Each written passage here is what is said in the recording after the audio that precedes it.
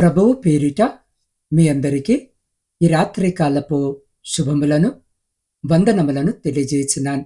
ప్రియులారా, ఈ రాత్రి పరిశుద్ధ లేఖన భాగమును మనము చదివినట్లయితే పరిశుద్ధ ప్రజలనియు యెహోవా విమోచించిన వారనియు వారికి పేరు పెట్టబడును. యెరూషలేమా, ఆశింపదగిన దానివనియు విసర్జింపబడని పట్టణమనియు నీకు పేరు కలదు. యెషయా గ్రంథము 62వ అధ్యాయము 12వ వచనం. ప్రియ సహోదరి సహోదరులారా, ఈ లోకము మనకెన్నో పేర్లు పెట్టవచ్చు. విఫలుడు, తృణీకరింపబడినవాడు, ఒంటరివాడు, వెలువలేనివాడు అని మనలను పిలవచ్చు. కాని ఈ రాత్రి దేవుని వాక్యము స్పష్టముగా ప్రకటిస్తూ ఉంది. మన పేరును నిర్ణయించేది ఈ లోకము కాదు, కాని మన దేవుడే. యెహోవా సెలవిస్తున్నాడు, నీవు విడిచిపెట్టబడిన వాడివి కావు, నీవు ఆశింపదగిన వాడివి, నీవు విమోచింపబడిన పరిశుద్ధ నా జనాంగము అని. యెరూషలేము ఒకప్పుడు పాడైపోయిన పట్టణములా కనిపించింది, కాని దేవుడు ఆ పట్టణానికి కొత్త పేరిచ్చాడు. విసర్జించబడని పట్టణము, ఆశింపతగిన నగరము అని. ఈ రాత్రి అదే దేవుడు ఈ వాక్యము వింటున్న నీ జీవితానికి కొత్త పేరును పెట్టదలిచాడు. నీ గతము నీ భవిష్యత్తును నిర్ణయించదు. నీ గాయాలు నీ గమ్యాన్ని అడ్డుకోలేవు. ఎందుకంటే నీవు యెహోవా విమోచించిన వాడివి. నువ్వు ఒంటరివి కాదు, దేవుడు నిన్ను స్వీకరించాడు. నువ్వు తృణీకరింపబడిన వాడివి కూడా కాదు, దేవుడు నిన్ను విలువైన వాడిగా పిలుస్తున్నాడు. నువ్వు నశించిపోవడానికి కాదు, ఆశకు గుర్తుగా నిలవడానికి పిలువబడ్డావు. దేవుడు నీ పరిస్థితిని కాదు, నీ గుర్తింపునే మారుస్తూ ఉన్నాడు. ప్రియులారా, ఆయన మనల్ని విమోచిస్తాను అని, విడిచిపెట్టను అని, ఆయన మనల్ని పరిశుద్ధపరిచి ఏ విషయములో వేటిని ఆశించినంత సమృద్ధి గలవారిగా దేవుడు చేస్తాడు అని. బహుశా ఈ రాత్రిన నీ స్థితి విడవబడినదిగా ఉన్నదా? ఒంటరివిగా అయిపోయావా? నీవొక బందికానలో చిక్కబడ్డావా? నీ యొక్క పాపము నిన్న రాత్రి వెంటాడుతుందా? నీకున్నటువంటి వ్యసనాలు, దురలవాట్లు నిన్ను క్షీణింపజేస్తూ ఉన్నాయా? నిన్ను బాధిస్తూ ఉన్నాయా? నీవు నీ కుటుంబము లేమితో జీవిస్తుందా? అయితే బాధపడకు. దేవుడు నీ స్థితిని మార్చబోతున్నాడు. ఆయన నీ పరిస్థితిని అనుకూలముగా చేయబోతున్నాడు. నిన్ను విడిపించి నిన్ను రక్షించి ఆయన రెక్కల చాటున క్షేమముగా నిన్ను భద్రపరచబోతున్నాడు. నీవు ఎన్నుకోబడినటువంటి దానవు, ఏర్పరచబడినటువంటి వాడవు. నిన్ను దేవుడు మర్చిపోలేదు. దేవుడు నిన్ను విడిచిపెట్టలేదు. లేఖనాలు సెలవిస్తున్నాయి, మీరు చీకటిలో నుండి ఆశ్చర్యకరమైన తన వెలుగులోనికి మిమ్మల్ని పిలిచిన వాని గుణాతిశయములను ప్రచురము చేయు నిమిత్తము ఏర్పరచబడిన వంశమును, రాజులైన యాజక సమూహమును, పరిశుద్ధ జనమును, దేవుని సొత్తైన ప్రజలునై ఉంటున్నారు అని. అవును ప్రియ సహోదరి సహోదరులారా, మీరు దేవుని ప్రజలు. ఈ లోకము మిమ్మల్ని మీకున్న జ్ఞానాన్ని బట్టి, మీకున్న బలహీనతలను బట్టి, మీకున్న ఆర్థిక స్థితిని బట్టి తక్కువగా చూడొచ్చేమో, చులకన చేసి మాట్లాడుతుండొచ్చేమో, కాని దేవుని దృష్టిలో మీరు విలువైనవారు. ఇశ్రాయేలును చెరగా కొనిపోబడినప్పుడు బబులోనులో వారు నిస్సహాయులుగా జీవిస్తూ ఉన్నప్పుడు బహుశా అందరూ వారిని చూసి నవ్వి ఉండొచ్చు, అపహాస్యము చేసి ఉండొచ్చు. మీ జీవితము ఇంతే, మీ బ్రతుకు ఇంతే, మీకు ఏ దిక్కు లేదు అని హేళన కూడా చేసి ఉండవచ్చు. అయినంత మాత్రాన ప్రియ సహోదరి సహోదరుడా, వారు ఒంటరివారా, విడవబడినవారా, దిక్కులేనివారా? కాదు, ఎన్నడూ కాదు. వారు దేవునికి అవిధేయులుగా ఉన్నారు కాబట్టే కొద్ది కాలము వారు చెరగా కొనిపోబడ్డారు. అంతేకాని దేవుడేమి వారిని వదిలివేయలేదు, విడిచిపెట్టలేదు. ఈ లేఖనము ద్వారా ప్రవక్త వాగ్దానము చేస్తున్నాడు, దేవుడు మిమ్మలను విడిపించి కాపాడబోతున్నారు. మీరు విసర్జించబడిన వారు కాదు, మీరు ఒంటరి వారు కారు, అపరిశుద్ధులు కాదు అని.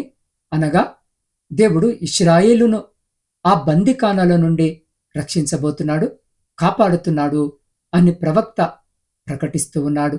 అందు నిమిత్తమనే లేఖనములో తెలియజేయబడినది, విడువబడిన దాననని ఇక మీదట నీవు అనబడవు, పాడైనదని ఇక నీవు నీ దేశమును గురించి చెప్పబడదు అని. అవును ప్రియ సహోదరి, సహోదరుడా, ఇన్ని రోజులు నువ్వు లోకస్తుల ఎదుట ఏమని పిలువబడ్డావో, సోమరి అని, బలహీనుడవో, గొడ్రాలివనో, రోగస్థుడివనో, దొంగవనో, హంతకుడువనో, ఇలా ఏ విధమైన చెడు పేరు నీకున్నా ఆ పేరు కొట్టివేయబడి నీకు మంచి పేరు కలగబోతుంది. యేసు క్రీస్తు ప్రభులవారు కలువరి సిలువలో కార్చిన రక్తము ద్వారా నీ పాత జీవితము, నీ రోత జీవితము పరిశుద్ధపరచబడుతుంది. నీవెంకను ఏమాత్రము పాత వ్యక్తివి కాదు, బలహీనుడవు, బలహీనురాలివు కాదు, దొంగవి కాదు, అజ్ఞానివి కాదు. నీవు నూతన సృష్టివి, నీవు పరిశుద్ధమైనటువంటి వ్యక్తివి. నీ యొక్క లేమికరమైనటువంటి పరిస్థితి ఇన్ని రోజులు నిన్ను బాధించిందేమో.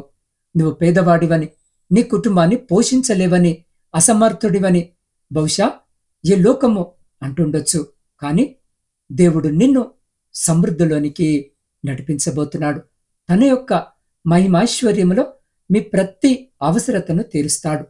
నీకు ఎవరి తోడు లేదని, ఎవరి సహాయము లేదని, నిన్ను ఎవరు ఏమన్నా సరే పట్టించుకునేవారు లేరు అని లోకము చూస్తున్న చిన్నచూపు త్వరలోనే మారబోతుంది.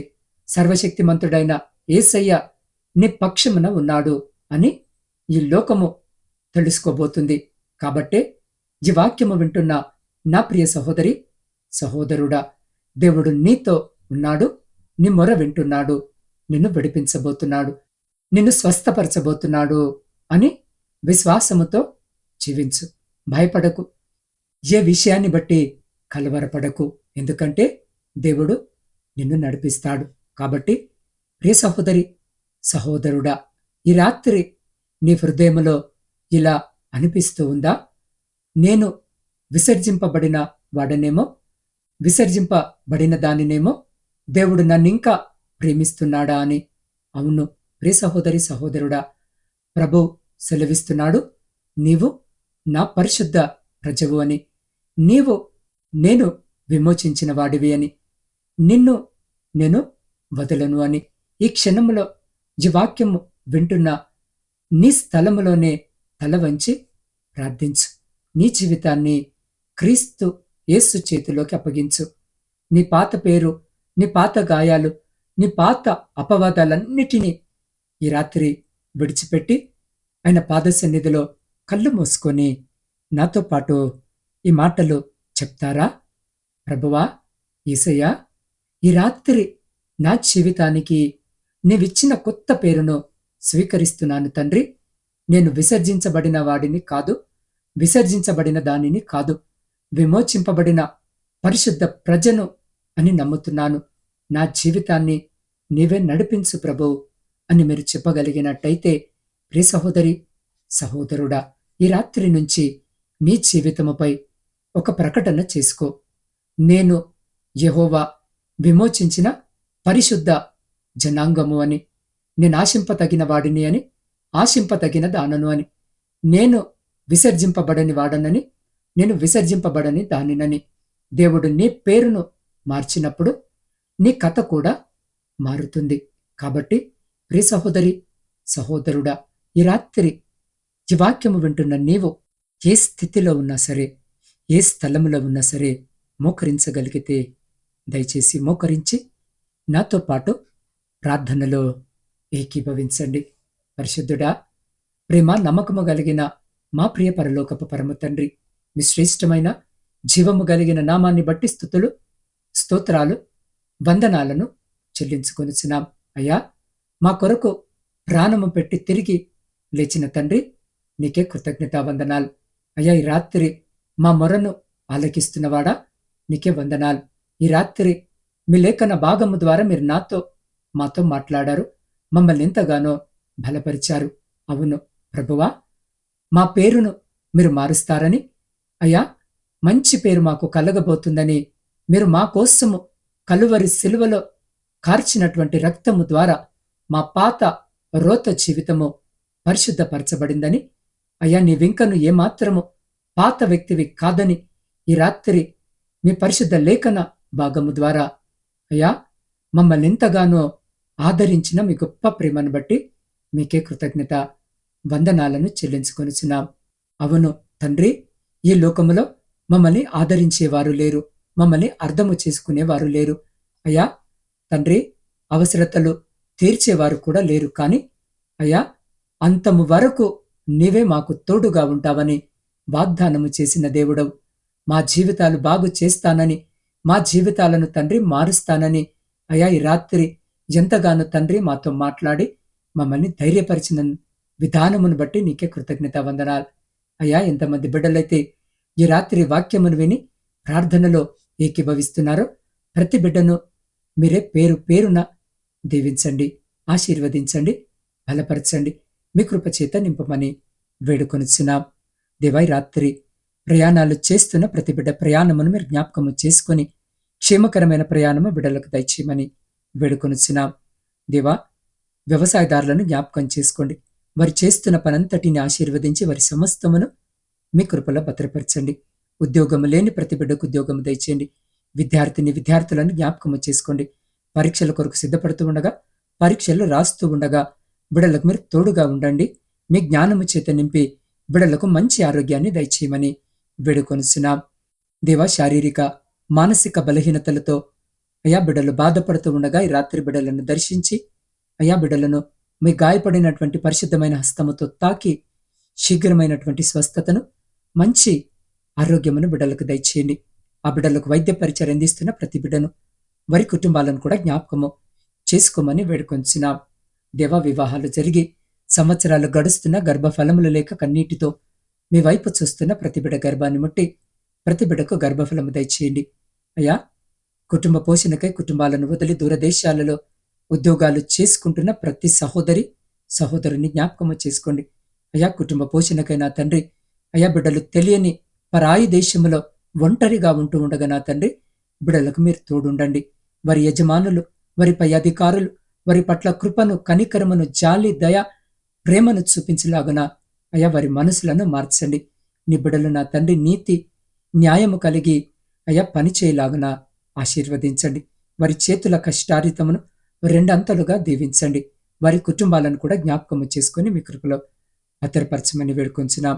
ఆర్థిక సమస్యలు, అప్పుల భారముతో నలిగిన స్థితిలో ఈ రాత్రి మీ వైపు చూస్తున్న ప్రతి బిడ్డ జీవితంలో నుండి ప్రతి ఆర్థిక బంధకాలను తొలగించమని వేడుకొనిచున్నాం.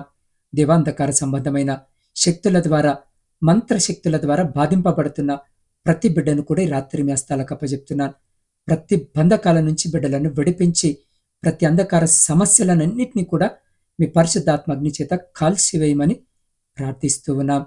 సైన్యములో ఉండి దేశాన్ని కాపాడుతున్న ప్రతి బిడ్డ చుట్టూ మీ కంచె వేయండి అయ్యా. ప్రతి విధమైన శత్రువు నుంచి బిడ్డల్ని కాపాడి వారిని, వారి కుటుంబాలను మీ బలమైన రెక్కల చాటున భద్రపరచమని వేడుకొంచున్నాం. మీ సేవకుల కొరకును, సేవకురాండ్రు, వారి కుటుంబాలు, వారి పరిచర్య అంతటినీ జ్ఞాపకము చేసుకోండి. ఏ ప్రాంతంలో సువార్త పరిచర్య జరిగించబడటం లేదో ఆయా ప్రాంతాలకు బిడ్డలను నడిపించి ఆ చోట రక్షణ సువార్త అందించబడి దేవా అనేకులను మీ శిలువ మార్గములో నడిపించే కృపను దయచేయమని వేడుకొనిచున్నాం. వృద్ధుల కొరకును, వితంతుల కొరకును, శ్రమలను అనుభవిస్తున్న ప్రతి బిడ్డ కొరకు ప్రార్థిస్తున్నాం. ఒంటరి జీవితాన్ని గడుపుతున్న బిడ్డల కొరకు ప్రార్థిస్తున్నాం. శ్రమలలో ఉన్న బిడ్డల కొరకు ప్రార్థిస్తున్నాం. ఈ రాత్రి బిడ్డలను జ్ఞాపకం చేసుకుని బిడ్డలకు తోడుగా ఉండమని వేడుకొనిచున్నాం. దేవా, సొంత గృహాల కొరకు ఆశ కలిగి మీ వైపు చూస్తున్న ప్రతి బిడ్డ కోరికను తీర్చండి. వివాహాల కొరకు సిద్ధపడుతున్న, వివాహాలు జరగక, సరైన సంబంధాలు రాక మీ వైపు చూస్తున్న ప్రతి బిడ్డ కూడా కావలసిన సహాయము దయచేయమని వేడుకొనిచున్నాం. దేవ, ప్రపంచంలో శాంతిని, సమాధానాన్ని కలిగించండి. విడిపోయిన, విచ్ఛిన్నమైన ప్రతి కుటుంబాన్ని తిరిగి కట్టండి. ప్రాముఖ్యంగా నా తండ్రి, ఈ రాత్రికాల సమయం నా ఆత్మీయ కుటుంబ సభ్యులందరినీ మీ పరిశుద్ధ పాదాల చెంత పెడుతున్నాను. బిడ్డలను జ్ఞాపకం చేసుకోండి, దీవించండి, ఆశీర్వదించండి. వారి ప్రతి న్యాయమైన కోరికకు సమాధానము దయచేయండి. గాఢంధకారమైన చీకటిలో మేము నిద్రిస్తూ ఉండగా మా గృహాల చుట్టూ, మా ఆత్మీయుల గృహాల చుట్టూ, మా ఇరుగు పొరుగు వారి గృహాల చుట్టూ మీ అగ్ని కంచె వేసి ప్రతి బిడ్డను మీ దేవదూతల రెక్కల చాటున భద్రపరిచి ప్రతి అంధకార సంబంధమైన శక్తులన్నిటి నుండి మీరే సంరక్షించి కాపాడి మీ చిత్తమైతే మీరు అక్కడ ఆలస్యమైతే ఎన్నికలేని మమ్మలను మరొక శ్రేష్టమైన నూతన దినములోనికి సజీవంగా ప్రవేశింపజేసి మీ నామాన్ని స్తుతించి కీర్తించే గొప్ప భాగ్యము మాలో ప్రతి బిడ్డకు దయచేయమని సమస్త స్తుతి ఘనత మహిమ మీకే చెల్లిస్తూ మా ప్రభువును మీ ప్రియకుమారుడైన యేసు క్రీస్తు శక్తి కలిగిన నామమున ప్రార్థించి స్తుతించి అడిగి పొందుకొని ఉన్నాము తండ్రి. ఆమెన్. ప్రియ సహోదరి సహోదరులారా, ఈ ప్రార్థనలో ఏకీభవించిన మీ అందరికీ వందనాలు. మీ జీవితాల్లో గాని మీ కుటుంబాల్లో గాని ఎలాంటి అనారోగ్య సమస్యలున్నా లేదా ఏదైనా భారము మిమ్మల్ని కృంగదీస్తుంటే మీరు ఒంటరి వారు కారు. మీకోసము ప్రార్థించడానికి నేను ఎల్లప్పుడూ సిద్ధముగా ఉన్నాను. మీ ప్రార్థన అవసరతలను క్రింద ఉన్న కామెంట్ సెక్షన్లో తెలియజేయండి లేదా వ్యక్తిగతముగా నా వాట్సాప్ నంబర్కు సందేశము పంపండి. నా వాట్సాప్ నంబర్ 8456376087 8465037607. మీరు పంపే ప్రతి అభ్యర్థన కోసము నేను ప్రత్యేకంగా ప్రార్థిస్తాను. దేవుడు మీకు తోడయుండి మీ సమస్యల నుండి విడుదల కలిగించునుగాక. దేవుని కృప మీకు తోడయుండునుగాక.